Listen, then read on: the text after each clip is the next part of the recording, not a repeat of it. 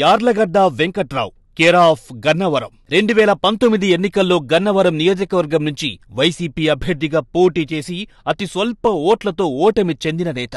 YCP అధికారంలోకొచ్చినా నియోజకవర్గంలో తన అధికారం మాత్రం మూనాళ్ల ముచ్చటగానే మారిపోయింది.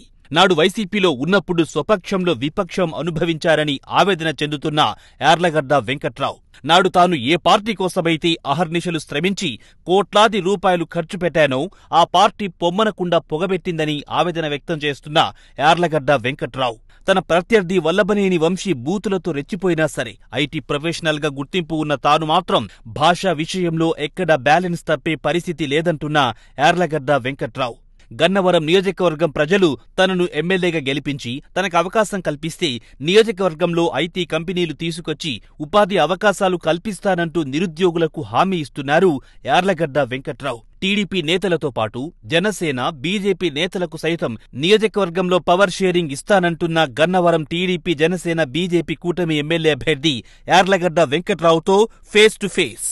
నమస్తే, welcome to face to face. నేను మీ బ్రహ్మనాయుడు. ప్రస్తుతం మనం గన్నవరం నియోజకవర్గం టీడీపీ, బీజేపీ, జనసేన కూటమి ఎమ్మెల్యే అభ్యర్థి యార్లగడ్డ వెంకట్రావు గారి ఆఫీస్లో ఉన్నాం. యార్లగడ్డ వెంకట్రావు గారితో మాట్లాడదాం. నమస్తే వెంకట్రావు గారు. నమస్తే అండి. బాగున్నారా సార్? బాగున్నా. మొత్తానికి టీడీపీ, బీజేపీ, జనసేన కూటమి ఎమ్మెల్యే అభ్యర్థి అనాలా, లేకపోతే ఓన్లీ టీడీపీ ఎమ్మెల్యే అభ్యర్థి అనాలా? 200% టీడీపీ, బీజేపీ, జనసేన కూటమి అభ్యర్థి అని అనాలి కదా. సంసిద్ధం అయ్యారు సార్? సిద్ధం అనే ఓడు కరెక్ట్ కాదేమో నా ఉద్దేశం. నేను 89 నుంచి రాజకీయాలు ఫాలో అవుతున్నా. 4 పేపర్లు చదివినప్పుడు ఉదయం, వార్త, ఈనాడు, జ్యోతి, ఇలా ఎప్పుడైనా ప్రతిపక్ష పార్టీ మేము సిద్ధంగా ఉన్నాం ఎన్నికలకి, లేదా ఇప్పుడు రాజధాని మార్చారనో, లేదా ఒక ఇన్సిడెంట్ జరిగినప్పుడు ప్రజా తీర్పు మళ్ళీ కోరండి, శాసనసభను రద్దు చేయండి, మేము సిద్ధంగా ఉన్నాం ఎన్నికలకి, మీరు రద్దు చేసి ఎన్నికలకి వెళ్దామని సిద్ధమని అట్లాంటివి విన్నాం. కానీ ఫస్ట్ టైం అధికార పక్షం ముఖ్యమంత్రి గారు మేము సిద్ధమని చెప్పడం ఇదే ఫస్ట్ రాజకీయాల్లో నేను బలంగా నమ్ముతున్నా. ఇఫ్ ఐఎమ్ నాట్ రాంగ్, మీరు సబ్జెక్ట్ టు కరెక్షన్ మీరు ఉంటే చెప్పండి, ఎక్కడన్నా ఏ రాష్ట్రంలో ముఖ్యమంత్రి మేము ఎన్నికలకు సిద్ధంగా ఉన్నా అని చెప్పడం అక్కడే డొల్లతనం బయటపడింది. కానీ నేను భావిస్తున్నా సిద్ధం అని. ఇప్పుడు India cricket match, India Australia cricket match ఆడతాయండి. క్రికెట్ మ్యాచ్ ఆడేటప్పుడు టాస్ వేసినాక బ్యాటింగ్కి వెళ్ళాలి. సో మేము సిద్ధం అనేది ఏముంటుంది అంటే ఇక్కడ వీ హ్యావ్ టు ప్లే. ఇక్కడ సింహం సింగిల్గా వస్తుంది కాబట్టి వాళ్ళు సిద్ధం అంటున్నారు. సింహం సింగిల్గా వస్తాం ఏంటండి? అంటే జగన్మోహన్ రెడ్డి గారు సింగిల్గా వస్తున్నారు కాబట్టి వైసీపీ సింహం సింగిల్గా వస్తుందనే పదాన్ని పదే పదే కాబట్టి వాళ్ళు సిద్ధం అని ఛాలెంజ్ విసురుతాం. మీరు అందరు కలిసి వస్తున్నారు కదా, టీడీపీ, బీజేపీ, జనసేన, ఇంకేమైనా ఉంటే అందరు కలిసి. రాజకీయాలు, రాజకీయ పార్టీలు ప్రజాస్వామ్యంలో ఉంది ఎందుకు? ప్రజల కోసం అండి. ప్రజలకు మంచి చేయటం కోసం ఈ ట్యాక్స్ కలెక్ట్ చేసిన మనీని ప్రభుత్వం ఫెసిలిటేట్ చేసి ఇన్ఫ్రాస్ట్రక్చర్ని క్రియేట్ చేసి ఈ వచ్చిన పన్నులను వసూలు చేసి వాటికి ధర్మకర్తలుగా ఉండి వాటిని ఎట్ట ఖర్చు పెట్టాలి, ఏం చేయాలి దానికి ప్రజాస్వామ్యంలో ప్రభుత్వానికి అధికారం ఇస్తారు. సింగిల్గా వస్తామా, పొత్తుతో వెళ్తామా అనే దాంట్లో అసలు అర్థం లేదని నేను భావిస్తున్నా. ఎదురు పార్టీ ఏం చేయాలో ఇంకో పార్టీ చూడటం అనేది దుర్మార్గమైన వైఖరి. ఇప్పుడు జనసేన పవన్ కళ్యాణ్ గారు చంద్రబాబు నాయుడు గారు కష్టాల్లో ఉన్నప్పుడు మద్దతు ప్రకటించాడు, అవును, సంఘీభావం ప్రకటించారు. దానికి ఆయనకి హ్యాట్స్ ఆఫ్ చెప్పొచ్చు. ఎందుకంటే ఒక రాజకీయ పార్టీ అధినేత తనేం పొత్తులో లేడు అప్పుడు. ఆ రోజుకి అవును, పార్టీ నాయకుడు ఇబ్బంది పడ్డాడు. 45 సంవత్సరాలు ఈ రాష్ట్రానికి చాకరీ చేశాడు, 15 సంవత్సరాలు ముఖ్యమంత్రిగా పనిచేశాడు, 15 సంవత్సరాలు ప్రతిపక్ష నాయకుడిగా ఉన్నారన్న కారణంతో సాటి మనిషిగా సంఘీభావం, మానవత్వం నచ్చింది పవన్ కళ్యాణ్ గారిలో. అలాగే వీళ్ళు పొత్తు ఎవరితో పెట్టుకుంటారో ఆల్రెడీ డిసైడ్ చేస్తారు. వైఎస్ఆర్ కాంగ్రెస్ పార్టీ పొత్తు పెట్టుకుందాం వద్దనేది వైఎస్ఆర్ కాంగ్రెస్ పార్టీ ఇష్టం. దాంట్లో అనుమానం. నేను ఆ పార్టీలో పనిచేసి వచ్చా. నా అభిమతం ఆ పార్టీని విమర్శిస్తాగా నేను చెప్పట్లేదు. కానీ లాజికల్గా ఆలోచిస్తే ఎదురు పార్టీని కూడా మీరే డిక్టేట్ చేస్తారా? నువ్వు పొత్తు పెట్టుకోపోను మీ ఛానల్ గురించి మీరు మాట్లాడాలి కానీ బ్రహ్మనాయుడు గారు, మీరు అన్నీ మీరే మాట్లాడితే ఎలా? అంటే వైసీపీ భయపడుతుందనే మరి అంతే అనుకోవాలి కదా. 14 రిపీట్ అవుతుంది, 24 ఆబ్వియస్ కదా. ఇప్పుడు తెలుగుదేశం పార్టీ పొత్తు పెట్టుకోకుండా ఒకేసారి ఎన్నికలకి వెళ్ళింది, 2019లో ఓడిపోయింది. అవును, అంతకుముందు అన్నిసార్లు తెలుగుదేశం పార్టీ పొత్తులో ఉంది. నేను ఒకసారి చెప్పాను మీడియా సోదరు జర్నలిస్ట్ గారు అడిగితే, 83 నుంచి 85లో ముఖ్యమంత్రిగా పొత్తు పెట్టుకుని ఎన్టీఆర్ ఎన్నికలకు వెళ్ళారు. ఆయన 89లో ఎన్టీఆర్ ముఖ్యమంత్రిగా ఉండి పొత్తుకెళ్ళారు. 99లో చంద్రబాబు గారు ముఖ్యమంత్రిగా ఉండి పొత్తు పెట్టుకున్నారు. రాజశేఖర్ గారు పెట్టుకున్నారు పొత్తు 2004లో. ఇంకా అసలు ఇవన్నీ అర్ధరహితమైన ఆరోపణలు. ప్రజలకు ఏం చేస్తామో చెప్పడం మానేసి ఎంతసేపు వేరే మాట్లాడుకుంటాం అనేది రాజకీయాలకు మంచిది కాదు, ప్రజాస్వామ్యానికి అసలు మంచిది కాదు. ప్రజాస్వామ్యం పరిడి వెళ్ళాలంటే ఈ పరిస్థితి మారాలి. స్కూల్ అసెంబ్లీ చాలా బాగుంటుంది రాష్ట్ర అసెంబ్లీ కన్నా. జనం మారునే దిక్కుమాలిన స్థితికి రాజకీయ నాయకులు ప్రవర్తన ఉండకూడదని నేను బలంగా భావిస్తున్నాను. స్కూల్ అసెంబ్లీ చాలా బెటర్ రాష్ట్ర అసెంబ్లీ కానీ బయట మారుకుంటున్నారు. వెంకటరావు గారు, మీరు అసలు అమెరికా నుంచి ఎప్పుడు వచ్చారు? ఎందుకు రాజకీయాల్లోకి రావాలనిపించింది? ఇప్పుడు ఈ బెజవాడ ప్రత్యేకంగా చెప్పండి, కృష్ణా జిల్లా, ఉమ్మడి కృష్ణా జిల్లాలో ఉన్నటువంటి రాజకీయ నాయకులు అందరూ కూడా చాలా ఫైర్గా మాట్లాడుతూ ఉంటారు ప్రత్యర్థుల మీద, కానీ మీరు మాత్రం చాలా పద్ధతిగా మాట్లాడతారు. ఎందుకు అట్లా బూతులు రావా మీకు? బూతులు ఏముందండి, మన చిన్నప్పటి నుంచి గ్రామాల్లో ఉన్నప్పుడు బూతులు కొన్ని తెలుస్తాయి, కానీ బూతుల్లో డాక్టరేట్లు చేసిన బ్యాచ్ ఉన్నారు ఇప్పుడు కొంతమంది. అట్లా బూతులు మాట్లాడడం అభిమతం కాదు, అది ప్రజాస్వామ్యంలో మంచిది కాదు. దానికి కొంతవరకు కారణం మీడియా వాళ్ళ మీద దాడి చేసినట్టుగా ఉంటుంది కాబట్టి నేను మాట్లాడలేదు, కానీ తప్పు కానీ నాది కూడా మాట్లాడేసా కాబట్టి ఒకసారి మీడియా కూడా బీపులు పెట్టాలండి. మీడియాకి బీపులు ఉంటే సినిమాకి సెన్సార్ ఉన్నట్టు ఈ దరిద్రం పోతుంది రాజకీయాల్లో. ఇప్పుడు మీరు సభా సమరం టైటిల్ పెట్టి అసెంబ్లీని చూపిస్తున్నారంటే ఎంత తప్పండి? అంటే మీరు కొట్టుకోమన్నా అక్కడ అసలు వీళ్ళు శాసనసభ గెలిచిన వాళ్ళు కాన్స్టిట్యున్సీకి ఒకటి గెలిచినాడు ఎమ్మెల్యే అయ్యి శాసనసభలో కూర్చుంటున్నారు. ఓడిపోయిన వాళ్ళు కాన్స్టిట్యున్సీలో ఉంటారు, వీళ్ళ మీద ఓడిపోయిన వాళ్ళు. అసలు వీళ్ళకి శాసనసభలో అన్నట్టుంటే కాన్స్టిట్యున్సీలు ఎట్టుంటారనేది ప్రజలు ఆలోచించాల్సిన విషయం. అట్లాగే ఈ పొత్తుల విషయం మాత్రం చాలా దుర్మార్గం నేను భావిస్తున్నా. ఇప్పుడు నువ్వు ఎలా వస్తావు అనేది మీరేం చేద్దాం అంటే మీ ఇష్టమా నా ఇష్టమా? బ్రహ్మనాయుడు గారు మీరు ఐటీలో పనిచేసిన వాళ్ళు ఎందుకు మానేస్తారు, ఐటీ జాబ్కి వెళ్ళిపోండి నేను మిమ్మల్ని అనొచ్చా? మీ లైఫ్ మీ ఇష్టం, ప్యాషన్తో వచ్చినప్పుడు మీ ప్యాషన్ మీది, మీ లైఫ్ మీది. మీ లైఫ్ని ఎలా లీడ్ చేయాలో నేనేమన్నా హౌ కెన్ ఐ డిసైడ్? అట్లాంటి పరిస్థితి దుర్మార్గం. ఎన్ని పార్టీలు పొత్తు పెట్టుకుంటే భయపడాల్సిన అవసరం ఉంది? ఇప్పుడు పొత్తు పెట్టుకుంటే భయపడాల్సిన అవసరం ఉంది. ఎన్నికలకు వెళ్ళాలి, ప్రజలు ఎవరికి మ్యాండేట్ ఇస్తే వాళ్ళు అధికారంలోకి వస్తారు. Very simple.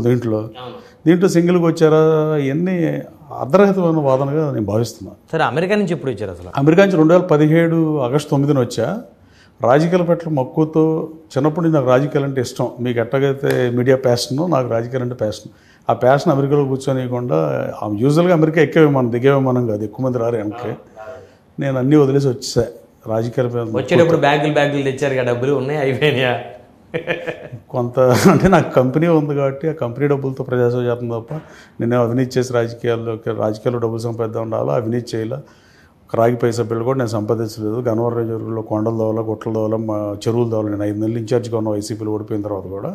కానీ నేను ఎప్పుడు అట్లాంటి పనులు చేయాలా, ప్రైవేట్ ఆస్తుల దగ్గరికి వెళ్ళా, గవర్నమెంట్ ఆస్తిని కాపాడతా కూడా నేను ప్రయత్నం చేసి కాపాడేదాన్ని. 2017 వచ్చి అన్నారు కదా, అంటే మీరు వైఎస్ఆర్సీపీ మీకు సీటు కన్ఫర్మ్ చేసి రమ్మంటే వచ్చారా, లేకపోతే ఏదో ఒక పార్టీ నుంచి సీటు తీసుకుందామని వచ్చారా? కాదు, 2017లో వైసీపీ పెనలూరు సీట్ ఇస్తానంటే వచ్చిన తర్వాత పరిస్థితుల్లో అకామిడేట్ చేయలేకపోవడం, అప్పుడు పార్సారథి గారు వెళ్ళంటంతో నన్ను గన్నవరంలో బతిని అడిగితే నేను గన్నవరంలో పోటీ చేశాను. అంటే ఇష్టం లేకుండా గన్నవరం వచ్చారు ఫస్ట్? నేను ఫస్ట్ వెళ్ళొద్దు అనుకున్నాను, ఊరు కాదని. అంటే ఎవరు తెలియదు, ఎయిర్పోర్ట్ తప్ప నాకు. కొత్తగా వచ్చా ఇండియా ఎయిర్పోర్ట్ ఫ్లైట్ దిగారు, అమెరికాలో ఫ్లైట్ ఎక్కి గన్నవరం ఎయిర్పోర్ట్లో దిగారు. కథ నేను ఎట్టి పరిస్థితుల్లో గెలవాలని ఉద్దేశంతో, వైసీపీ వీక్గా ఉంది, అది ఎప్పుడు తెలుగుదేశం కోట, అది ఎక్కువ సార్లు గెలిచిన సీట్ అది. బట్ ఎట్టగొట్ట గెలుద్దాం ఉద్దేశంతో జగన్మోహన్ రెడ్డి గారు ముఖ్యమంత్రి అవడానికి పాదయాత్ర చేశాడు. నేను 2600 కిలోమీటర్లు నడిచా గన్నవరంలో. 13 మాసాలు పాదయాత్ర చేశా. ప్రతి మనిషిని నేరుగా కలిసా, గడప గడపకి తిరిగా, నాకు అవకాశం అని అడిగా. త్రుట్లో చేశారని దానికి చాలా కారణాలు. మా ఎంపీ బాలశౌరి గారి 10,000 మెజార్టీ వచ్చింది ఆ రోజున. 10,500 ఎంత వచ్చింది గన్నవరంలో. అంటే నాకు ఓటేద్దామని ఆయనకి వేసేసారు. ఓటు ఈవీఎం బటన్లో, ఈవీఎంలు ఫస్ట్ సెకండ్ ఉంటాయి కదా కన్ఫ్యూషన్లో. సెకండ్ది దొంగల పట్టాలు పెంచారు, దానివల్ల కొన్ని ఓట్లు పోయి ఉంటాయి, రిగ్గింగులు చేశారు, చాలా పలు కారణాలతో ఓటమే కదా ఎలా అయినా. అంటే 1000 లోపే మీరు ఓడిపోయింది కూడా. యాక్చువల్లీ 838 అనౌన్స్ చేశారు, కానీ పోస్టల్ బ్యాలెట్లు ఉన్నాయి. అవి నేను వచ్చేసాను కాబట్టి 838 అనౌన్స్ చేశారు. మామూలుగా అయితే 270, 300 ఉంటుంది అంతే. ఓడిపోయింది 270 ఆ 300 ఓట్స్. సరే, బాధ అనిపించిందా తక్కువ ఓట్లతో ఓడిపోయి? న్యాచురల్గా 10,000, 20,000తో ఓడిపోతే జనం వేయలేదని సరిపెట్టేసుకుంటాం. 2,62,000 0.01% అంటే దురదృష్టం పీక్స్ కదా. అది బాధ ఎందుకు కదండి, చాలా కాలం పట్టింది. కాకపోతే పవన్ కళ్యాణ్ గారు మాత్రం తానా మీటింగ్కి వెళ్ళిపోయారు వెంటనే. అవును, ఆయన చాలా లైట్గా తీసుకున్నారు దానికి కూడా ధైర్యం ఉండాలి. నేను ఓడిపోయిన తర్వాత దాదాపు 2 నెలలు మనిషిన వల్ల ఆ బాధ అలా ఓడిపోయింది. నాకు కొంతమంది కవిత గారు ఓడిపోయింది, లేకపోతే రాహుల్ గాంధీ ఓడిపోయింది, నాకు 10 రోజులు తెలియదు అసలు. ఓకే, ఆ కైండ్ ఆఫ్ మన వల్ల మనం ఉండటగా ఇక్కడికి ఒక 5-6 వేల మంది వచ్చారు. మీరు రిజల్ట్స్ తర్వాత ఓడిపోయిన తర్వాత పలకరెత్తాకి తర్వాత నేను ఆఫీస్కి వెళ్తే ఎయిర్పోర్ట్ దగ్గర నుంచి పెద్ద ర్యాలీ పెట్టారు 8,000 మందితో. నేను ఓడిపోయాను గెలిచాను నాకు అర్థం నవ్వాలి ఏడవారు. వైఎస్ఆర్ కాంగ్రెస్ పార్టీ ప్రభుత్వం వచ్చినందుకు ఆనందపడాలా, నేను ఓడిపోయానని బాధపడాలో తెలియని పరిస్థితుల్లో నన్ను నెట్టేశారు. కార్యకర్తలకు చెప్పా, నా 10th క్లాసు 9th క్లాసు ఉన్న కోరిక నెరవేరలేదు కానీ ఎమ్మెల్యే అవ్వాలన్నది మీ ప్రభుత్వం వచ్చింది కాబట్టి మీకు న్యాయం చేస్తాను అని చెప్పా. కానీ నా ఇన్ఛార్జి కోసం కూడా కకృతిపడి ఆశపడి అవతరాలు వచ్చి పార్టీలో చేరిన తర్వాత ఆ 5 మాసాల్లో నేను మంచిగా చేశాను. ఇప్పుడు ప్రెసిడెంట్ ఎమ్మెల్యే ఉన్న వల్లభనేని వంశీ గారు పార్టీలో ఏం చేరలేదు కదా అధికారికంగా. ఏమోనండి, అది మనం మీరు మీడియా వాళ్ళు ఫోకస్ చేసేదాన్ని బట్టి ఉంటుంది. అది అని ఇది మరీ దుర్మార్గం కదా, కండ వేయకుండా చేతిలో పవర్ అప్ చెప్పడం అనేది. అవును, అంతే కదా. సార్ మీరు 5 నెలలు ఉన్నారు, 5 నెలలు ఇన్ఛార్జ్గా ఉన్నప్పుడు నేను మంచిగా చేశాను. 2700 మంది వాలంటీర్లు నేనే నియమించా. అలాగే ఇళ్ల పట్టాలు ఇచ్చా, గన్నవరంలో, ఎన్కేపాడులో, బాపులపాడులో. రైతుల దగ్గర ఎక్విజిషన్ చేశా. ఎగ్జాంపుల్ మరలపాలెంలో విశ్వేశ్వరరావు గారిని అయింది ఒకటి, ఇంకోటి అప్పారావు అని. ఈ అప్పారావు అని మధ్య కాలం చేశారు కానీ వాళ్ళకి కిక్ బ్యాక్లు నేను తీసుకోవాలి వాళ్ళ దగ్గర, మిగతా రాజకీయ నాయకుల్లాగా. అలాగే ప్రభుత్వ అధికారులు ఒత్తిడి చేస్తాడని నా పేరు చెప్పండి, ఇవ్వద్దని చెప్పే లంచం కూడా. నేను తర్వాత నేను ఏ రకమైన అవినీతి కార్యక్రమాలు చేయాలి. నేను 5 నెలలు ఇన్ఛార్జ్గా ఉన్నప్పుడు అసలు తవ్వనివ్వాల, మైనింగ్ అంతా ఆపేసి ఎంక్వైరీ చేశాను. బట్ అన్ఫార్చునేట్లీ తర్వాత జరిగే పరిణామాలు మీకు తెలుసు కదా, మళ్ళీ అదే మాట్లాడే ఉపయోగం లేదు కదండి. మీకే ఇంటిమేషన్ ఇవ్వలేదా? ఏమని చేరుతున్నారు వంశీ గారికి ఇక్కడ మీడియాలో చూస్తున్నాను, మనం మీడియాలో చూస్తున్నాం కలవటమే, అంతేగాని మీకు అసలు ఏం తెలియదు. నాకు ఇన్ఫర్మేషన్ లేదు. సో ఆయన మిమ్మల్ని ఎప్పుడన్నా పిలిచి మనం కలిసి పని చేసుకుందాం అనేటువంటి ప్రయత్నం చేశారా, అడిగారా? ఆ ప్రయత్నం పార్టీ చేసింది. సో ఆబ్వియస్గా తను చేసినట్టేనేమో. మరి నేను కలిసి పని చేయడానికి నేను సిద్ధంగా లేను. ముఖ్యమంత్రి గారు పునాదిపాడులో పిలిచి చేతిలో చేయించిన నేను కలవనని చెప్పా. సరే, నేను బాధ లేదు, అవమానం లేదు, నిద్రలేని రాత్రులు ఇవన్నీ అంటే మన క్యాడర్కి రాజకీయాల్లో 2 రకాల పీపుల్ ఉంటారని నేను నమ్ముతున్నా. ప్రతి సమాజంలో ప్రతి ఈవెంట్ ప్రతి రంగంలోనూ 2-3 రకాలు ఉంటాం మనుషులు. అయితే వాళ్ళు రాజకీయం కూడా దాని రూపు మార్చుకుందని నేను భావిస్తున్నా. అంటే అవినీతికి యాక్సెప్టెన్స్ వచ్చేసింది సమాజంలో, అది రావటం తప్పు అని నేను భావిస్తున్నా. బట్ కాకపోతే ఈ రాజకీయాలు ఎలా ఉంటాయో చూద్దాం. అంటే ఇప్పుడు పవన్ కళ్యాణ్ గారు ఉన్నారు, డబ్బులు పంచకుండానే పోటీ చేశారు కదా, ఓటమిని తీసుకున్నాడు కానీ ఆయన డివేట్ అవ్వాల, తన పాయింట్ని ఆయన డివేట్ అవ్వాల. 2 సార్లు పోటీ చేస్తున్నా వాళ్ళ రాజకీయాలు డబ్బులు పంచుకుని రాజకీయం ఉందని మన రూల్స్ రెగ్యులేషన్స్ అందరూ మాట్లాడతారు కానీ అది ఫాలో అవ్వడం కష్టం కదా. సో మీకు ఇప్పుడు జనసేన ఓట్ బ్యాంకు పూర్తిగా మీకు వచ్చే అవకాశం ఉంది? 100% అనుకుంటున్నా. పవన్ కళ్యాణ్ గారు ఎప్పుడైతే పొత్తు ప్రకటించారో పవన్ కళ్యాణ్ గారి అభిమానులు డెఫినెట్గా ఇప్పుడు 2014 ఎన్నికలు వేరు. 2014లో ఆయన రాజకీయ పార్టీ స్థాపించి ఆయన 2009లో ప్రజారాజ్యంలో పనిచేసిన తర్వాత ఆయన కాంగ్రెస్తో కూడా కలవాల. అవును, అలా ఉండిపోయారు. ఆయన ఉండిపోయి తర్వాత సైద్ధాంతికంగా విభేదించాడు. ఆయన విభేదించి ఆయన ఈ పార్టీ పెట్టినప్పుడు కూడా, జనసేన పార్టీ పెట్టినప్పుడు కూడా ఓటు బ్యాంకు చేల్చడం నాకు ఇష్టం లేదని పెద్ద మనసుతో బయట నుంచి మద్దతు ప్రకటించాడు. బయట నుంచి మద్దతు ప్రకటించినప్పుడు ఓట్ షేర్ మారటం వేరు, డైరెక్ట్గా మిత్రపక్షంగా ఉన్నప్పుడు ఓట్ షేర్ వేరు. ఆయన బయట ఉన్నప్పుడే అలా ఉన్నప్పుడు, ఇప్పుడు మిత్రపక్షంగా ఉన్నప్పుడు డెఫినెట్గా జనసేన ఓట్లు దాదాపు మొత్తం ట్రాన్స్ఫర్ అయిపోతే నేను బలంగా నమ్ముతాను. జనసేనకి టీడీపీ అయినా, టీడీపీకి జనసేన. మీరు కలుపుకొని వెళ్తున్నారా గన్నవరం? నేను వివాదరహితున్నాను, నేను ఎందుకు కలుపుకోకుండా వెళ్తాను, నాకు అది ఎవరితో తగదా. మీ దగ్గరికి వస్తున్నారు సార్? ఎందుకు అట్లా వస్తున్నారండి జనసేన వాళ్ళు. చలమశెట్టి రమేష్ గారు నేను కలిసే ప్రోగ్రాములు చేస్తున్నాం. అలాగే పొద్దుల దుర్గారు గారు, విజయవాడ రూరల్ మండల పార్టీ ప్రెసిడెంట్ కానీ, నాగేశ్వర గారు కానీ, అందరూ జిల్లా కమిటీలో ఉన్న నాయకులు కానీ, 4 మండల పార్టీ ప్రెసిడెంట్లు, జిల్లా కమిటీలో ఉన్న వర్మ గారు, అందరితో కలిసే పనిచేస్తున్నాం. ఎట్టి పరిస్థితుల్లో జనసేన ఓట్లు కంప్లీట్గా ట్రాన్స్ఫర్ అవుతాయి నేను బలంగా నమ్ముతాను. పవన్ కళ్యాణ్ గారిని కూడా ఇక్కడున్న లోకల్ లీడర్ విమర్శించిన పరిస్థితి. నేను పవన్ కళ్యాణ్ గారిని విమర్శించలేదు, జగన్మోహన్ గారిని విమర్శించలేదు, చంద్రబాబు గారిని ఎప్పుడు విమర్శించలేదు. వ్యక్తిగత విమర్శలు నేను పాల్పడలా. అట్లాగే పవన్ కళ్యాణ్ గారు అంటే నాకు సినిమాల్లో ఇష్టమైన హీరో. సో తర్వాత కూడా పవన్ కళ్యాణ్ గారు ఓట్ షేర్ రాష్ట్ర వ్యాప్తంగా మారుతుంది అనుకుంటున్నాను. I'm not talking about only Gannavaram, everywhere. 175 నియోజకవర్గాల్లో మారుతుందని నేను బలంగా నమ్ముతున్నాను. అండ్ ఇంకోటి ఏంటంటే మన మీడియాతో చెప్పా, హ్యాట్స్ ఆఫ్ అని చెప్పా ఆయనకి, మీకు దండం పెట్టాలని అని నేను హార్ట్ ఫెల్ట్ అయ్యి చెప్పిన మాట అది. తనకిచ్చిన సీట్లని బీజేపీ కావాలంటే ఇచ్చేస్తాం అంత ఈజీ అంటారా? ఇవాళ రాజకీయాల్లో వార్డు మెంబర్ స్థాయి వాళ్ళు, సర్పంచ్ స్థాయి వాళ్ళు, ఎంపీపీ స్థాయి వాళ్ళు వీళ్ళే గొడవ చేస్తున్నారు. ఎందుకు ఇచ్చారు? ఎమ్మెల్యే క్యాండిడేట్ రాని వాళ్ళు 2-3 ఏళ్ళు పనిచేసామని బాధతో వాళ్ళు వ్యతిరేకిస్తున్నారు. అంటే ఆయన రాష్ట్ర ప్రయోజనాలను ఇంట్రెస్ట్గా తీసుకున్న దానికి మాత్రం ఆయన చేతులెత్తి దండం పెట్టాలి, నో డౌట్ అబౌట్. రాష్ట్ర ప్రయోజనాలు కాదు, ఆయన స్వప్రయోజనాల కోసం అంటే వైసీపీ ఆయన స్వప్రయోజనాల కోసం అయితే కేంద్ర ప్రభుత్వంలో మంత్రిగా ఉండను, లేదా కేంద్రంలో ఏదైనా పదవి ట్రై చేసి తీసేసుకునేవాడుగా బీజేపీతో పొత్తులోనే ఉన్నాడుగా ఆయన. ఈ పరిమాణాల ఆరోపణలు అండి. అంటే రాజకీయాల్లో ఆరోపణలు సహేతుకమైన ఆరోపణలు ఉండాలి తప్ప ఏదో బురజలుదా అంటే ఎలా అండి? పవన్ కళ్యాణ్ గారు పెళ్ళిళ్ళ విషయంలో పనికి వాళ్ళకి ఎందుకండి అవసరమా? పూర్తిగా పర్సనల్ లైఫ్లోకి రావడానికి అసలు అవసరం ఉందా వీళ్ళకి? ఇప్పుడు ఇక్కడైతే ప్రైవేట్ ప్రాపర్టీలోకి వెళ్తున్నారు. అమెరికాలో అనుకోండి ప్రైవేట్ ప్రాపర్టీలోకి ఇప్పుడు మీ ఇంట్లోకి ఎవడన్నా వేరే వాడు వస్తే కాల్చిపారేసిన కేసు కూడా ఉండదు. చట్టాలు అలా ఉంటాయి ఇక్కడ చట్టాలు ఇలా ఉన్నాయి. ఇప్పుడు పవన్ కళ్యాణ్ గారు పదవే ధ్యేయం అనుకుంటే పదవే పరమావధి అని ఆయన భావిస్తే గత 5 ఏళ్ళలో పదవిలో ఉండేవాడు నేను నమ్ముతున్నాను. నాకు తెలియదు కానీ you can assume it right. ఆయన మిత్రపక్షంగా బీజేపీతో ఉన్నాడు. తెలుగుదేశంతో చంద్రబాబు గారు అరెస్ట్ అప్పుడు మద్దతు ప్రకటించి కలిసి పోటీ చేద్దాం ఉన్నారు. అంత ముందు నుంచి వైసీపీ వ్యతిరేక ఓటును చేల్చినామని అన్నారు. కానీ పొత్తు పెట్టుకుంది అయితే ఈ టఫ్ టైంలో ఉన్నప్పుడు చంద్రబాబు నాయుడు గారు జైల్లో ఉన్నప్పుడు జైలు బయటకు వచ్చి జైల్లో ఉన్నప్పుడు ఆయన పరామర్శ తగిలి సీట్లు లెక్కలు ఈ మాడుకోరు కదండి. ఎమోషనల్గా మద్దతు ఇచ్చాడు ఆయన. అయితే ఆ రోజు చంద్రబాబు నాయుడు గారు అరెస్టు తర్వాత అనుకుంటా పవన్ కళ్యాణ్ గారు పార్టీ ఆఫీస్కి వెళ్ళే దారిలో మధ్యలో పోలీసులు ఆపిన పరిస్థితి. అప్పుడు మీరు కూడా అక్కడ ఉన్నారు. ఏం జరిగింది సార్ ఆ సంఘటన? అదే అలా ఆయన చంద్రబాబు గారిని అరెస్ట్ చేసిన తర్వాత ఆ రోజు నైట్ అరెస్ట్ చేశారు కదా, ఈవినింగ్ 6 టైంలో, సెప్టెంబర్ 9th అనుకుంటా. 10th ఆయన హైదరాబాద్ నుంచి స్పెషల్ ఫ్లైట్ వేసుకుని వస్తుంటే బేగంపేట ఎయిర్పోర్ట్లో క్లియరెన్స్ ఇవ్వాలి ఫ్లైట్కి. సో ఆయన కారు వేసుకుని బయలుదేరాడంట. సో సూర్యాపేట దగ్గర పోలీసులు ఆపారు బోర్డర్లో. అప్పుడు తెలుగుదేశం పార్టీకి పొత్తు లేదు. బట్ మానవతా దృక్పథంతో ఆయన కూడా చంద్రబాబు నాయుడు గారిని పరామర్శితగా వస్తున్నారని నేను వెళ్ళి ఆయన సంఘీభావం ప్రకటించాను ఇక్కడ కోదాడ దగ్గర, అదే ఆ బోర్డర్లో. నేను కూడా ఆయనతో పాటు ఉన్నా. 2 గంటలు గొడవ, హైడ్రామా, ఈ పోలీసులు ఓవర్ యాక్షను. సో ముందు మనం మనుషులు కదండి, మానవత్వం ప్రదర్శించాలి కదా ఫస్ట్. సరే, ఇప్పుడు పిఠాపురంలో వర్మ గతంలో ఇండిపెండెంట్గా గెలిచి తెలుగుదేశం పార్టీలో కొనసాగి ఇప్పుడు టీడీపీ ఇన్ఛార్జిగా ఉన్నారు ఆయన అఫీషియల్గా. సో ఇప్పుడు ఆయన ఆ సీట్ నాకు కావాలని చెప్పేసి అక్కడ చిన్న చిన్న నిరసనలు జరగటం ఎలా అనిపించింది చూసి మీకు? ఉంటుంది కదండి, కొంత ఉంటే ఉండొచ్చు. అది సార్ పిలిచి మాడతారు, చంద్రబాబు నాయుడు గారు పిలిచి మాడతారు అనుకుంటున్నాను. Party will take care. Kodali Nani గారు ఎలా ఉంటారు సార్ మీతోటి వైసీపీలో ఉన్నప్పుడు? తన గురించి మాడుతున్న పెద్ద ఇష్టం లేదండి, నో కామెంట్ బెటర్ ఏమో. అంటే తనే నన్ను రాజకీయాల్లోకి తీసుకొచ్చి వైసీపీలో చేర్చి గన్నవరం సీటుకి పంపించింది తనే. అవునా?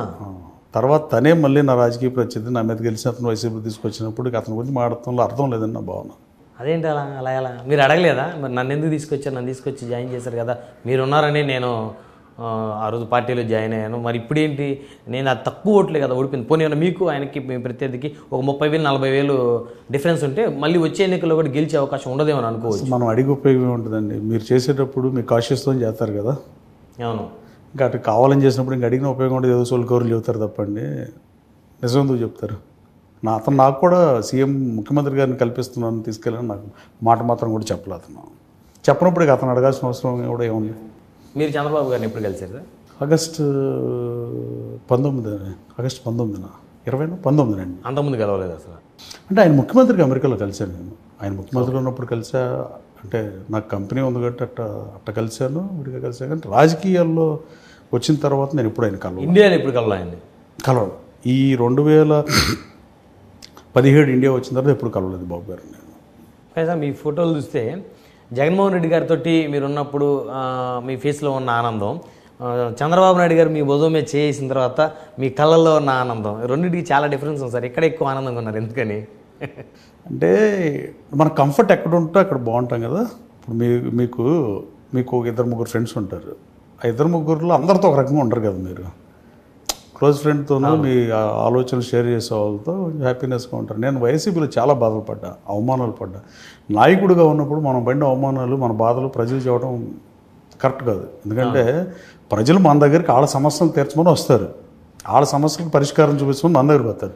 వాళ్ళని కూర్చోబెట్టి మన సమస్యలు చెబుతున్నాం అనుకోండి, వాళ్ళకి మైండ్ పోద్ది ఫస్ట్. సో నాయకుడిగా వైఫల్యం కాబట్టి నేను చెప్పట్లేదు. కానీ నా నియోజకవర్గంలో కార్యకర్తలకు పదవులు లేకపోలే, అసలు లీడర్లకు పదవులు లేకపోయా, నాయకులకి ఏం చేయలేకపోయా, కార్యకర్తలకు ఏం చేయలేకపోయా, అసలు ఏమీ చేయలే.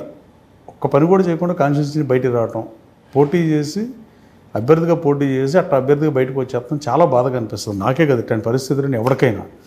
ప్లస్ 24 మంది ఓడిపోతే 19 మంది తీసేయటం వైసీపీ కూడా కరెక్ట్ కాదు. అది మరోవర్ నాకు తెలుగుదేశం పార్టీలో చాలా కంఫర్ట్గా ఉన్నా. నాకు ఏమైనా ఇబ్బంది ఉన్నా నేను సార్లతో ఫోన్లో మాట్లాడగలను, లోకేష్ బాబుతో అయినా మాట్లాడగలను ఫోన్లోనే. ఇక్కడ జగన్ గారితో మాట్లాడే యాక్సెస్ లేదా అప్పట్లో? లేదా. ఒకవేళ మాట్లాడాలంటే ఎవరితో మాట్లాడాలి సార్? మీరు ఏదైనా అప్పట్లో మీరు పార్టీలో ఉన్నప్పుడు జగన్మోహన్ రెడ్డి గారు అంటే జగన్మోహన్ రెడ్డి గారు కూడా నన్ను ఓడిపోయిన తర్వాత 2-3 సార్లు అపాయింట్మెంట్ ఇచ్చారు. అందరికన్నా ముందు ఇచ్చారు నాకు. So cooperative central bank chairman తీసుకోమని ఎమ్మెల్సీ ఇస్తానంటే చెప్పారు. చెప్పినాక నాకు 2 ఎందుకన్నా ఒకటి చాలంటే 2 ఉంచుకోమన్నారు. మీ మీద ఎక్కువ ప్రేమతో అభిమానంతో. కానీ తర్వాత పరిణామాలు మారినాయి. తర్వాత మార్పులు ఏంటంటే నా మీద పోటీ చేసిన ప్రత్యర్థిని తీసుకుంటాం. సో ఈ ముందు స్కెచ్ ఉంది, ఉండుండొచ్చు కాబట్టి 2 పదవులు తీసుకోమన్నారు.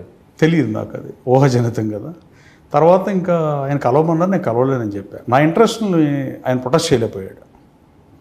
నేను చాలా కాలం ఎన్ని అవమానాలు ఎదురైనా నా కార్యకర్తలను స్టేషన్లో పెట్టినా కోట వినయన్ ఇప్పుడు నాతో లేడు కానీ అతను చెనోటిపల్లి ఎస్సీ సర్పంచ్, చెనోటిపల్లి గ్రామ ఎస్సీ సర్పంచ్ ఆయన్ని పోలీస్ స్టేషన్లో పెట్టారు.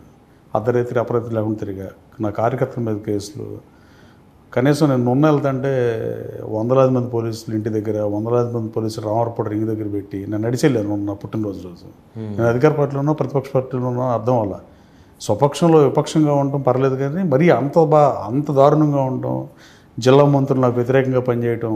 ఇప్పుడు ఎవరు సహకరిస్తారు? 4,500 మంది మీద కేసులు పెట్టిన కార్యకర్తలను గాలి కొతలొద్దని చెప్పాను. జగన్మోహన్ గారికి చెప్పాను. నేను కలవలేని అతనితో మీరు కలవమని నన్ను అడిగినా ఉపయోగం లేదన్నా, నేను కాన్స్టిట్యున్సీ వదిలేస్తున్నాను గన్నవరాలను, బట్ కార్యకర్తలతోనూ ప్రజలతో నా సత్సంబంధాలు కొనసాగిస్తా, నేను వాళ్ళతో కలిసి పనిచేశాను, వాళ్ళ ఇంట్లో మంచి చెడులకు వెళ్తానని చెప్తే దానికి వెళ్ళమన్నాడు ఆయన. నేను వెళ్ళా.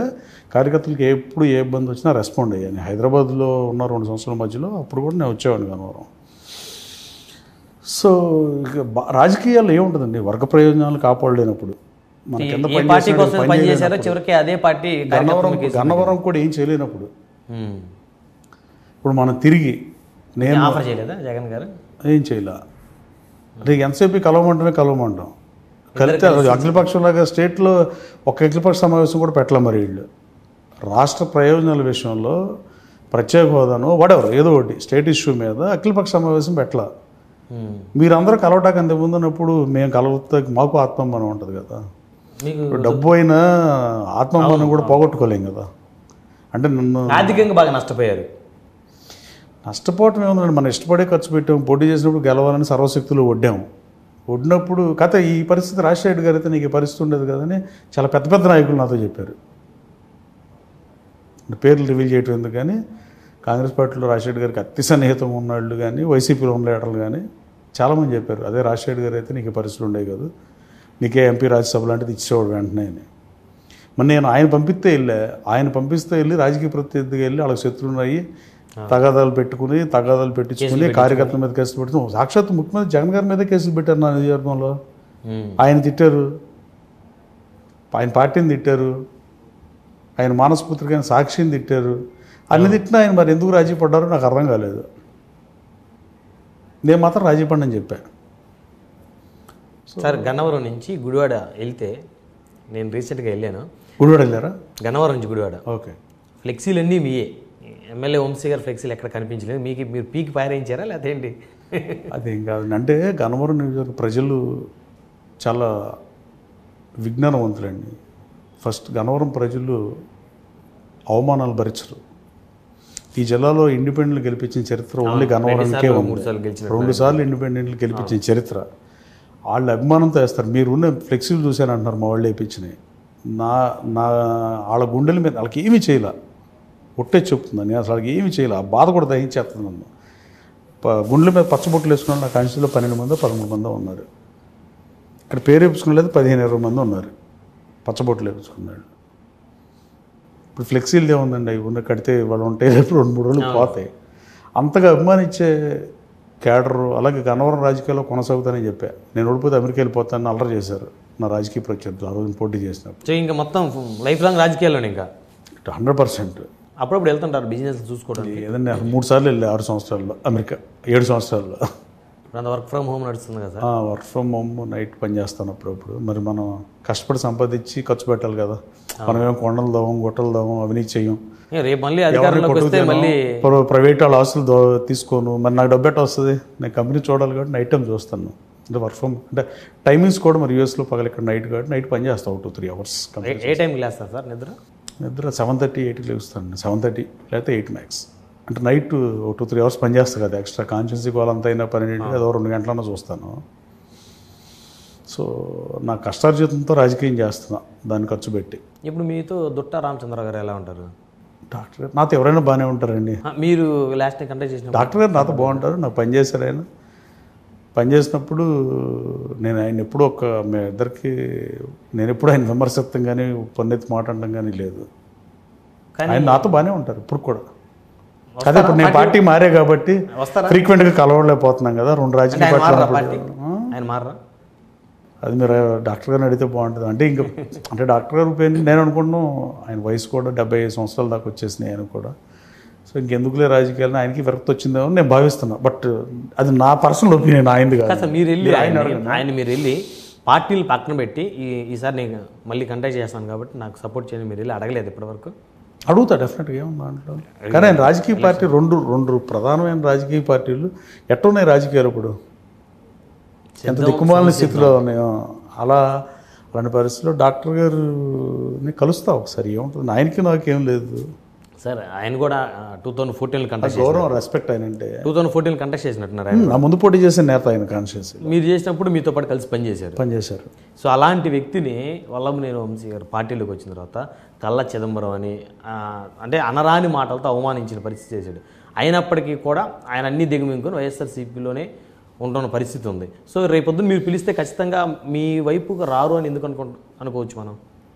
అంటే అలా మాట్లాడినప్పుడు వైఎస్ఆర్ కాంగ్రెస్ పార్టీకి సర్వీస్ చేసిన డాక్టర్ గారిని మాట్లాడినా, ఇంకోళ్ళు మాట్లాడినా, నన్ను మాట్లాడినా, ఎవరిని మాట్లాడినా, జగన్మోహన్ రెడ్డి గారు మౌనంగా ఉన్నాడు.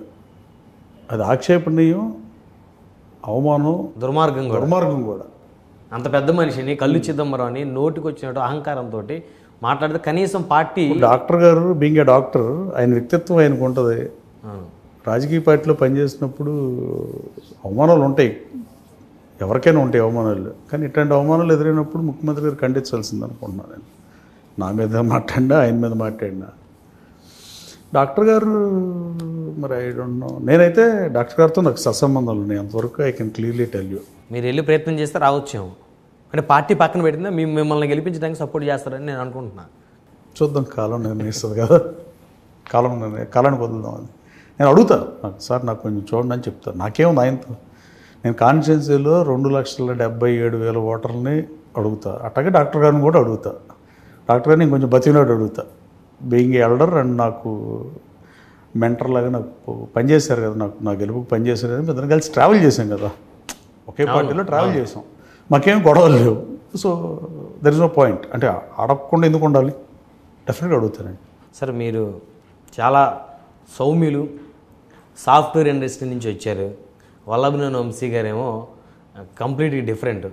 రేపొద్దున ఎలక్షన్స్లో ఆయన అధికార పార్టీలో ఉన్నారు, అధికార పార్టీ ఆయన సపోర్ట్ చేసింది. అఫ్కోర్స్ ఇంకా ఆయన ప్రకటించలేదు అభ్యర్థిగా, బహుశా ప్రకటిస్తారని అనుకోవచ్చు మనం. సో మీరు ఆయన తట్టుకొని ఎలక్షన్ చేయగలరా, నిలబడగలరా? ఒక ఎలక్షన్ చేస్తాం కదండి. నేను 270 ఓట్లు తోడిపోయాయి. అది వైసీపీ పార్టీ వీకు, ఎక్కువసార్లు తెలుగుదేశం గెలిచిన సీటు. మీరు ఆ రోజు వైఎస్ఆర్ కాంగ్రెస్ అధికార పార్టీ కాదు, ప్రతిపక్ష పార్టీ. కరెక్ట్. అధికార పార్టీలో యుద్ధం చేయటం ఏముంటుంది? అధికార పార్టీ సిద్ధంగా ఉంటుంది, ఏం తప్పండి అసలు. అధికార పార్టీ అనేది పవర్ ఈజ్ పవర్. సో అప్పుడు ప్రతిపక్షంలో చేశారు, ఇప్పుడు ప్రతిపక్షంలో చేయగలరు? 100% చేస్తుంది. అంటే ఉందండి. సో ఆయన మనుషులు కానీ ఆయన కానీ మీ మీద దాడులు దౌర్జన్యాలు చేస్తారని భయం లేదు మీకు? ప్రజాస్వామ్యంలో ఎన్ని ఉంటాయి అంటారా? ఏం ఉండొచ్చేమో మరి ఎలక్షన్ చూద్దాం. ఉంటే మన ప్రతిస్పందన కూడా ఏంటంటే చూద్దాం. రెడీగానే ఉన్నారు సార్ దానికి? ఇప్పుడు మీరు సిద్ధంగా ఉంటే నేను సిద్ధంగా ఉంటానో ఉన్నానండి. ఖచ్చితంగా. మీరు క్వశ్చన్ అడుగుతున్నారు, నేను ఆన్సర్ చెప్పాలి కదా. అలాగే నేను క్వశ్చన్ అడిగితే మీరు చెప్పాలి కదా. అంటే ప్రజాస్వామ్యంలో హింసకు తావులేదు. Let us see. కథ డిమాండ్ చేస్తాం, ఇలా మాట్లాడుకుంటాం వేరు, రియాలిటీ వేరుగా ఉంటుందిలేండి. చూద్దాం. గన్నవరం ప్రజలు నాకు ఏ పదవి లేకపోయినా, నేను వైఎస్ఆర్ కాంగ్రెస్ పార్టీ నుంచి ఎవరికి పదవి లేకపోయినా, నేను పార్టీ మారినప్పుడు దాదాపు 20-25 గ్రామాల్లో నాయకులు నాతో పాటు వచ్చిన పరిస్థితి. క్యాడర్ అయితే చాలా ఎక్కువ స్థాయిలో వచ్చింది. నేను కొంతమందిని ఆపారు, 2 పార్టీలని సమన్వయం చేసి తర్వాత చేరుద్దామని. రాబోయే కాలంలో ఇంకా చేరుకుని ఉంటే వైఎస్ఆర్ కాంగ్రెస్ పార్టీని చాలా ఖాళీ చేస్తాం. అలాగే జనసేన మద్దతు ఉంది, అవును, బీజేపీ మద్దతు ఉంది. ఇప్పుడు మీ బీజేపీతో అలయన్స్ అయిన తర్వాత మార్పులు స్పష్టంగా కనపడుతున్నాయి. అంతకుముందు బస్సులు అడిగితే ఇవ్వాలి, అప్పుడేం బస్సులు ఎన్ని కావాలని వాళ్ళే అడుగుతున్నారు ఫోన్లు చేసి. సో ఇది పవర్ అండ్ అల్టిమేట్గా ఉన్న మనుషులది. సో కూటమి అధికారంలోకి వచ్చే సూచనలు స్పష్టంగా కనపడుతున్నాయి, 200% కనపడుతున్నాయి. రాష్ట్రం అధోగతి పాలైపోయింది. ఈ రాష్ట్రం అంధకారంలోకి వెళ్ళిపోయింది. అక్షరకమ్మంలో ముందున్న రాష్ట్రం, భాషా ప్రయుక్త రాష్ట్రంగా ఏర్పడిన ఈ రాష్ట్రంలో ఎలాంటి భాష వాడుతున్నారు? ఇట్లాంటి భాష వాడే లెక్కైతే భాషా ప్రయుక్త రాష్ట్రమే వేస్ట్. సార్ మీరు ఏం బూతులు చదువుకున్నారు? తిట్టుకుంటాం. ఏం చదువుకున్నారు మీరు? నేను బ్యాచిలర్స్ డిగ్రీ సైన్స్. కానీ మీరు బాగా చలోక్తులు బాగా మాట్లాడతారు. అవునా? ఏం మరండి. అయితే బేసికల్లీ భాషా ప్రగతి రాష్ట్రంలో ఈ భాష ఏంటి, రాష్ట్ర మంత్రుల భాష ఏంటి? 21 మంది ముఖ్యమంత్రులు ఈ గడ్డను పరిపాలించారు, విడిపోయిన ఆంధ్రప్రదేశ్ని కానీ ఉమ్మడి ఆంధ్రప్రదేశ్ని కానీ. అంటే రిపీటెడ్ వాళ్ళు కాకుండా 21 మంది పరిపాలించారు. 21 మందిలో 20 మంది ముఖ్యమంత్రులకు జరిగిన అన్యాయం చంద్రబాబు నాయుడు గారి మీద పర్సనల్ దాడి చేయడం. అవును, కుటుంబాలను ఆయన్ని క్లైమర్ మేల్ పెట్టి దాడి చేసినప్పుడు కూడా ఆయన బాధపడి ఉంటారు, ముఖ్యమంత్రిగా అలిపిరిలో దాడి జరిగినప్పుడు కూడా. కానీ ఎప్పుడూ బయటికి రాని ఆయన సతీమణి, అలాగే వాళ్ళ తండ్రి ముఖ్యమంత్రి రామారావు గారు ముఖ్యమంత్రి, దాదాపు 42 సంవత్సరాలుగా ముఖ్యమంత్రి, ప్రధాన ప్రతిపక్ష హోదా ఉన్న వాళ్ళ డాటరు అవును ఆయనకి సతీమణి. ఆవిడ మాట్లాడాల్సిన అవసరం ఏంటంటే శాసనసభలో, అది శాసనసభ మైసభ, తప్పుని ఖండిస్తున్నప్పుడు మన రాజకీయాలు ఉండడం కూడా వేస్ట్. తప్పు ముందు మానవత్వం ఉండాలి కదా మనకి. ముఖ్యమంత్రి గారు కూడా ఖండిస్తే బాగుండేదని నిన్న మొన్న ఇంటర్వ్యూలో చెప్పి ఒక ఆయన. అవును, ఆయన ఖండించలేదు. ఆయన చొత్త ఊరుకుని పోయాడు, అది తప్పు కదా. అలాగే సొంత చెల్లెళ్ళు ఏదన్నా మాట్లాడినా కూడా రెస్పాండ్ అవ్వలేదు. ఇంకా అంటే నాకు ఎక్కువ న్యాయం జరిగిందని భావించేవాడిని అంతకుముందు వైసీపీలో. నన్ను నా ఊరు కాని చోట బతినాడు పోటీ చేయించారు, నా సర్వశక్తులు ఒడ్డే వ్యయ ప్రయాసాలు కోర్చుకుని పాదయాత్ర చేసి ఆయన ముఖ్యమంత్రి చేయడం కోసం చేస్తే ఆయన ముఖ్యమంత్రి అయ్యారు. కానీ నా ఇంట్రెస్ట్ని ప్రొటెస్ట్ చేయకుండా నా ప్రత్యర్థిని తీసుకొచ్చి పార్టీలో పెట్టుకుని నన్ను ఇబ్బందులు గురి చేశారు. ఇప్పుడు శ్రీరాముడు కప్ప తొక్కితే కప్పే ఉంటుంది. తర్వాత రాముడు చూసి అడుగుతాడు, ఏంటి మాట చెప్పొచ్చు కదా అని. నాకే కష్టం వచ్చినా రామ అంటూ నువ్వే తొక్కితే ఏం మాడతారు అన్నట్టు. నేను వైఎస్ఆర్ కాంగ్రెస్ పార్టీలో నేను పనిచేసి, నేను డబ్బులు ఖర్చు పెట్టి, నేను కేడర్కి భరోసా కల్పించి, నేను తిరిగి నేను ఓడిపోతే నువ్వు నన్ను పక్కన పెట్టి, నా మీద గెలిచిన తీసుకొచ్చి పెట్టి, కార్యకర్తల మీద కేసులు పెట్టిన పక్కన పెట్టుకొని రాజకీయం చేస్తే మనం ఏమైనా వర్ణిస్తాం, ఏమైనా అభివర్ణిస్తాం దాన్ని. రాజకీయ పార్టీల్లో అలా ఉండడం కరెక్ట్గా. తర్వాత షర్మిలకు జరిగిన అన్యాయం తర్వాత నేను సెకండ్ అనుకున్నా. తర్వాత విజయమ్మ గారు రాజీనామా చేసిన తర్వాత చాలా బాధ అనిపించింది నాకు కూడా. ఆవిడ రాజీనామా చేద్దాం అనుకుంటే గౌరవాధ్యక్షుల పదవికి మామూలుగా రాజీనామా చేస్తే సరిపోయేది, ఒక లెటర్ రాసేసి. ఓ బహిరంగ సభలో పబ్లిక్ ముందుకు వచ్చి ఎవరైనా పట్టాభిషేకానికి వస్తారు తప్ప రాజీనామా చేస్తాక పబ్లిక్ ముందుకు వచ్చిన సంఘటనని భారతదేశ రాజకీయాలు ఇదే ఫస్ట్ సంఘటనగా నేను భావిస్తున్నాను. మళ్ళీ కన్నీళ్ళతోటి అది బాధాకరం. ముందు మనం మనుషులుగా స్పందించాలండి. మన మనుషులుగా స్పందించడం. 45 సంవత్సరాలు ఈ రాష్ట్రానికి ముఖ్యమంత్రిగా చాకరీ చేశాడు, హైదరాబాద్ని అభివృద్ధి చేశాడు, రాష్ట్ర బడ్జెట్ని పెంచాడు, 10,000 కోట్ల నుంచి 50,000 కోట్లకు పెంచారు. ఫైనాన్షియల్ డిస్ట్రిక్ట్ చూస్తే అమెరికాలో ఉంటుంది. అలాగే 800 ఎకరాల హైటెక్ సిటీ ఉంది. అలాగే ఇంటర్నేషనల్ ఎయిర్పోర్ట్ 5,500 ఎకరాలు ప్లాన్ చేశాడు. ఈ పరిస్థితుల్లో అమరావతి పట్టణం జగన్మోహన్ రెడ్డి గారు పరిపాలనలోకి వచ్చిన తర్వాత మసకబారిపోయింది. అమరావతి ప్రాశస్త్యము ఎంతో గొప్పది. గౌతమ బుద్ధుడు నడయాడిన నేల, వర్ధమానుడు సంచరించిన ప్రాంతం, అలాగే విదేశీ విద్యార్థులకు విద్యను అందించిన ప్రాంతం, రాజా వాసిరెడ్డి వెంకటరెడ్డి చిట్ట చివరి రాజుగా పరిపాలించిన ఏరియా అది ధరణకోట, ఆంధ్రవంశీయులకు రాజధాని. ఇవన్నీ పెట్టారు. అమరావతి లేకపోవడం కూడా బాధాకరం. అసలు అమరావతి కలిపి ఉంటే ఇంకా బాగుండేది. శైవక్షేత్రం ఉన్న అమరావతి ఉండుంటే ఇప్పుడు 2 అమరావతులు అయిపోయినాయి కదా. అవును. సో ఇప్పుడు అమరావతి పట్టణం కూడా చంద్రబాబు నాయుడు గారు, పవన్ కళ్యాణ్ గారు, సంకీర్ణ ప్రభుత్వం బీజేపీతో కలిసి పట్టాభిషేకం కోసం ఎదురు చూస్తుందని నేను భావిస్తున్నాను. అమరావతిలో భూములు ఎన్ని ఉన్నాయి సార్ మీకు? సుమారు ఎన్ని ఎకరాలు? నాకేమిలండి, ఒక్క సైట్ మొన్న కొన్నా 1600 గజాలు కొన్నా ఈ మధ్య. అంతేనా? రాజధానిలో మీకేం భూములు లేవు? మాది రాజధాని కాదు కదా, ఇది మైలవరం కదా సొంత కాదు. మాది పెనమలూరు కాన్స్టిట్యున్సీ అయితే అక్కడికి వెళ్ళాను నేను. ఓకే. మాది పెనమత్స్ అని స్వగ్రామం పామూరు కాన్స్టిట్యున్సీలో ఉంటుంది. నేను ఉయ్యూరులో ఉండేవాడు. మేము సో అట్లాగే పోలవరం కూడా తెలిసి వస్తుంది. నిర్జీవంగా ఉన్న పోలవరం అటాచ్మెంట్ ఉంది మీకు? ఉంది. పెనమలూరులో నాకు బలం ఉందని ప్రశాంత్ కిషోరే చెప్పాడు. నన్ను ప్రచారానికి తిప్పుకోమని 4-5 రోజులు. నాకు ట్రస్ట్ ఉంది. ట్రస్ట్ ద్వారా కానీ నేను చదువుకున్న ఉయ్యూరు ప్రాంతంలో, నేను ఉయ్యూరులో పోటీ చేయకపోయినా ఇవాళకి ఉయ్యూరులో నా ట్యాంకర్లు తిరుగుతూనే ఉంటాయి. నేను గన్నవరం కాన్స్టిట్యున్సీకి రాజకీయాలకు వచ్చినా అక్కడేం ఆపలా. అంటే యూజువల్గా రాజకీయ నాయకులు ఒకసారి వస్తే ఒకసారి ఎత్తేస్తారు కదా. అవును. మరి ఎందుకు విజయవాడలో భూములు కొనుక్కోలేదు మీరు రాజధానిలో? అంటే నాకు ఉన్న ఆస్తులు ఏవో ఉన్నాయండి అంతే. అంటే ఈ ఎన్నికల్లో పోటీ చేద్దామని భూములు కొంటగా ఎక్కడ ఉంటే అన్ని దాచి ఉంచి అవచేసాం వాటిని. కొన్నా మళ్ళీ ఎన్నికలప్పుడు అమ్మాల్సిందే. సరే, ఎలక్షన్స్ కాస్ట్లీ అయిపోయినాయి కదా బాగా. అవును, డౌటే ఉంది. మారదా? జగన్ సత్యం అది. జగన్ సత్యం మీడియా ముందు కూడా ఒప్పుకోవాల్సిన నిజం అది. ఏముంటుందండి బయట జరిగేదాన్ని మాట్లాడితే ఏమవుతుంది? సాధారణమైనటువంటి వ్యక్తి మధ్యతరగతుడు ఇలా ఎమ్మెల్యేగా పోటీ చేసి గెలిచి పరిస్థితి ఉంది సార్.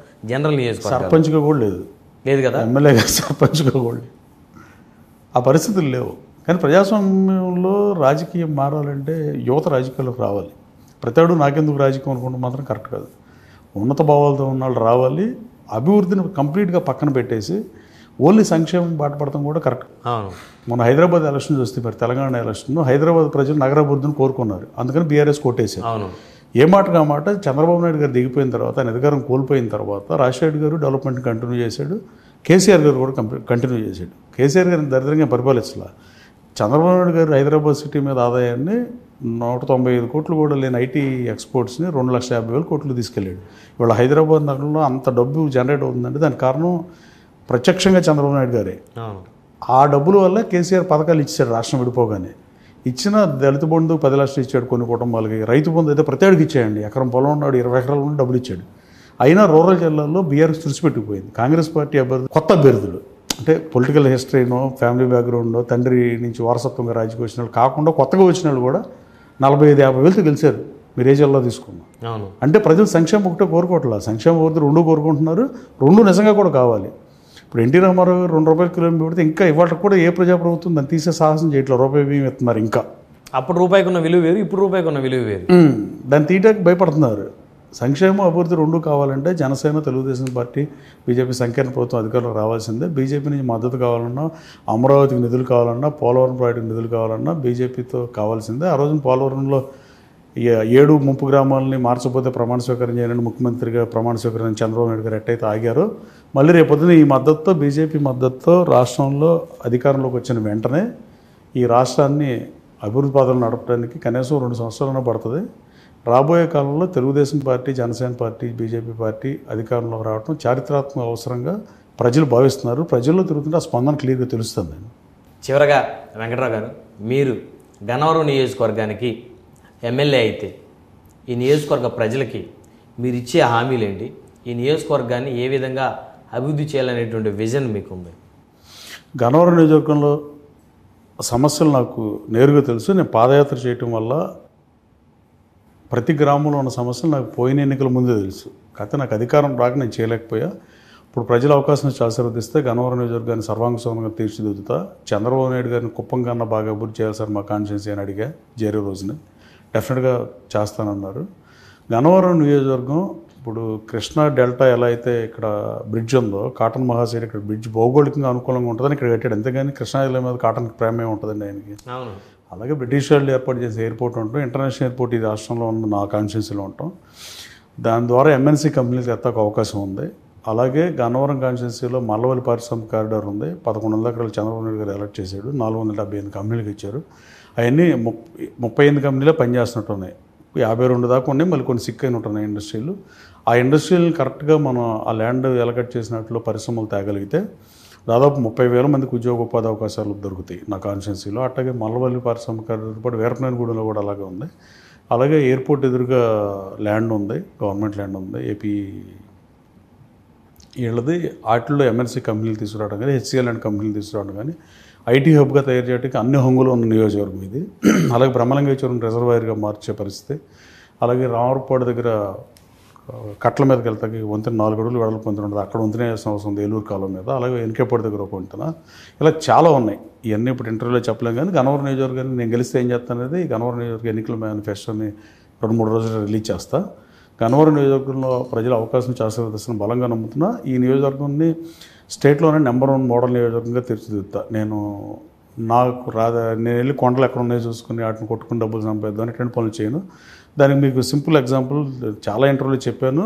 బట్ చేసింది చెప్పుకోవాలి కాబట్టి ప్రజలకి తెలియజేసిన అవసరం ఉంది కాబట్టి కేడీసీసీ బ్యాంక్గా నేను ఒక 13 నెలల అధికారంలో ఉంటే 15 కోట్ల లాభం ఉన్న బ్యాంక్ని 80 కోట్ల లాభంలోకి తీసుకెళ్ళా. 100 మందికి ప్రభుత్వ ఉద్యోగాలు ఇచ్చా. రైతు సోదరులకు ఉపయోగపడాల్సిన బ్యాంక్ రైతులు వ్యవసాయానికి దూరం అయ్యారని కౌలు రైతులకి, అలాగే రైతు సోదరుల బిడ్డలకి వ్యాపారం చేయాలంటే ఓడీ ఫెసిలిటీ అలా డెవలప్ చేసి దేశంలో నెంబర్ 1 స్థానంలో పెట్టా. 600 జిల్లాలు ఉన్న ఈ దేశంలో నేను పనిచేసిన టెన్యూర్లో ఫస్ట్ ప్లేస్ వచ్చింది ఇండియాలో 115 ఏళ్ళ బ్యాంక్ చరిత్రలో. అలా బ్యాంక్ని ఎలా చేశానో అలాగే గన్నవరం కూడా అభివృద్ధి చేస్తా. గన్నవరం నియోజకవర్గం ప్రజలు అవకాశం ఇస్తే ప్రశాంతమైన నియోజకవర్గాన్ని పూర్వవైభవం తీసుకొస్తా. అంటే ఇప్పుడు ప్రశాంతత లేదా? అంటే మా కాన్స్టిట్యున్సీ అంతా పోలీస్ కేసులు, గొడవలు, దౌర్జన్యాలు ఎక్కువ అండి ఇప్పుడు ఈ కాలంలో. రాబోయే కాలంలో మళ్ళీ పచ్చలపల్లి సుందరయ్య గారు, మహానుభావుడు కామ్రేడ్ పచ్చలపల్లి సుందరయ్య గారు, కాకాని వెంకటరత్నం గారు అటువంటి సౌమ్యులు, ఈవెన్ ఎవరైనా సౌమ్యులే గన్నవరం కాన్స్టిట్యూన్సీలో పోటీ చేసి ఎమ్మెల్యే చేసిన వాళ్ళు ఆ పరిస్థితులు పూర్వవైపున తీసుకొస్తా గన్నవరాన్ని ఐటీ హబ్గా తీర్చిదిద్దుతా. అట్లీస్ట్ ఒక్క ఎంఎన్సీ కంపెనీ అన్నా ఎట్టి పరిస్థితి చేస్తా. మీ మీడియా ముఖ్యంగా చెప్తున్నా. నాకున్న పరిచయాలను కానీ, నాకున్న ఫ్రెండ్స్ని కానీ, అమెరికాలో నాకున్న ఇండస్ట్రీ పారిశ్రామికవేత్తలను కానీ వాళ్ళతో మాట్లాడైనా ఎంఎన్సీ కంపెనీలకు కూడా ఎయిర్పోర్ట్ ఎదుర్కొన్న పొలాన్ని ఇస్తామని చెప్పి చంద్రబాబు నాయుడు గారు ప్రభుత్వంలో చేయడం చాలా ఈజీ. చంద్రబాబు నాయుడు గారు మంచి అడ్మినిస్ట్రేటర్ అనేది కాదని నిజం. ఏ పార్టీ అయినా రాజకీయం గురించి మాట్లాడచ్చు, కానీ ఆయన అడ్మినిస్ట్రేటర్ కాదు, ఆయన మంచి పరిపాలన కాదంటే వాళ్ళకన్నా పనికి మనలాళ్ళు ఇంకోటి ఉంటారని నేను భావించట్లా. హైదరాబాద్ ఫైనాన్షియల్ డిస్ట్రిక్ట్ చూసినా ఆ రోజున ముందు చూపుతూ 100 అడుగులు 200 అడుగుల రోడ్లు ప్లాన్ చేసిన ఇవన్నీ చేసినా ఆయన ప్రభుత్వంలో గన్నవరాన్ని అభివృద్ధి చేయడం పెద్ద మ్యాటర్ అని నేను అనుకోవట్లా. సంక్షేమం అభివృద్ధి రెండు ఉండాలి. ఎట్టి పరిస్థితుల్లో రాబోయే కాలంలో జనసేన, తెలుగుదేశం పార్టీ, బీజేపీ అధికారంలో రావడం ఖాయం.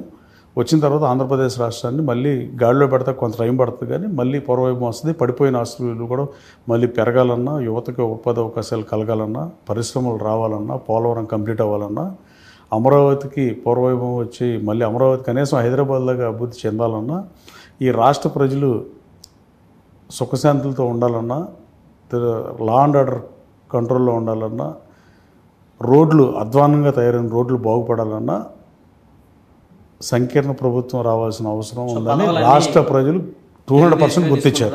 టీడీపీ, జనసేన, బీజేపీ కూడా కూటమి అన్నారు కదా, కూటమిలో ఉన్నాయి కదా, వాళ్ళకు కూడా ఏమైనా అడపదడప పదవులు ఇచ్చే అవకాశం ఉందా సార్ మీ నియోజకవర్గంలో? మొత్తం టీడీపీ వాళ్ళకి ఇచ్చేస్తారా?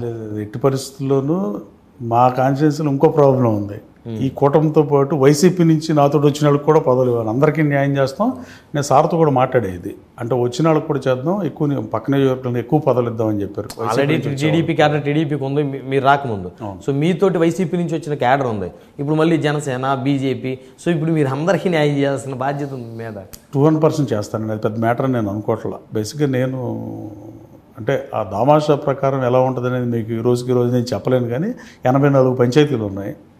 విజయవాడ టౌన్లో ఉన్న ఎన్ని పంచాయతీలు, రామవరపాడు కానీ, ప్రసాదంపాడు కానీ, ఎనికేపాడు కానీ, నిడమనూరు, ఇవన్నీ నున్న ఇవన్నీ వాళ్ళకి సముచిత స్థానం కల్పిస్తాం. ఇటు గన్నవరం నియోజకవర్గాన్ని స్పెషల్గా చూస్తారు, తెలుగుదేశం పార్టీ స్పెషల్గా చూస్తుంది. అట్లాగే జనసేన పార్టీ వాళ్ళకి పదవులు ఇస్తాం, బీజేపీ వాళ్ళకి ఇవ్వాల్సిన అవసరం ఉంది. వీళ్ళతో పాటు వైసీపీ నుంచి వచ్చే శ్రేణులకు కూడా పదవులు ఇవ్వాల్సిన అవసరం ఉంది. అలాగే నేను రాజకీయాల్లో కొనసాగేది మంచి చేయటకు రాజకీయాల్లోకి వచ్చా అవకాశం ఇచ్చి ఆశీర్వదించమని మీ మీడియా ద్వారా, ప్రైమ్ నైన్ ద్వారా మా గన్నవరం నియోజకవర్గ ఓటర్లందరినీ కోరుతున్నా. నేను అధికారంలోకి వచ్చిన తర్వాత కూడా, అధికారంలోకి వస్తే వైసీపీ శ్రేణుల మీద కూడా తప్పుడు కేసులు పెట్టను. నేను 5 మాసాలు ఇన్ఛార్జ్గా ఉన్నప్పుడు ఒక్క పోలీస్ స్టేషన్లో ఒక్క కేసు కూడా పెట్టాల. ప్రజాస్వామ్యంలో రాజకీయాల్లోకి మంచి చేయటానికి వచ్చా, ప్రజలకి సమస్యలు పరిష్కరితకు రాజకీయాలు చేయాలి, కానీ ప్రజలకు సమస్యలు సృష్టితకు రాజకీయాలు చేసే మనిషిని కాదు, నా వ్యక్తిత్వం అలాంటిది కాదు. Please vote for me. నేను గన్నవరాన్ని అభివృద్ధి పదంలో నెంబర్ 1 స్థానంలో నిలబడతా. దయచేసి నాకు అవకాశం ఇవ్వమని ప్రైమ్ నైన్ ద్వారా గన్నవరం నియోజకవర్గ ప్రజలందరినీ విజ్ఞప్తి చేస్తున్నాను. Thank you. ధన్యవాదాలు యార్లగడ్డ వెంకట్రావు గారు. Thank you so much. Thank you అండి. మరిది చూశారు కదా, 2024 ఎన్నికల్లో టీడీపీ, జనసేన, బీజేపీ అభ్యర్థిగా తాను పోటీలో దిగుతున్నానని, తనకు అవకాశం ఇచ్చి ఈ నియోజకవర్గ ప్రజలు ఎమ్మెల్యేగా గెలిపిస్తే రాష్ట్రంలోనే నెంబర్ 1 నియోజకవర్గంగా గన్నవరం నియోజకవర్గాన్ని అభివృద్ధి చేసి చూపిస్తానని చెప్తున్నారు గన్నవరం నియోజకవర్గ టీడీపీ ఇన్ఛార్జ్ యార్లగడ్డ వెంకట్రావు గారు. మరొక వారం మరొక అతిథితో మళ్ళీ కలుద్దాం. చూస్తూనే ఉండండి. Keep watching prime nine news.